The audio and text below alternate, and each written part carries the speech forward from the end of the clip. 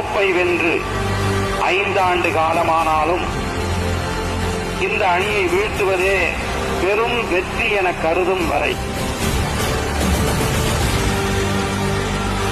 எங்கு இந்த அணி இறுதிப் போட்டிக்கு தகுதி பெற்று விடுமோ என்ற அச்சம்.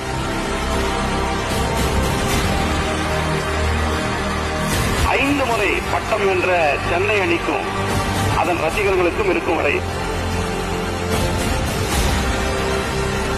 ஐபிஎல் கிரிக்கெட்டை ஆள்வது மும்பை இந்தியன்ஸ் அணியே.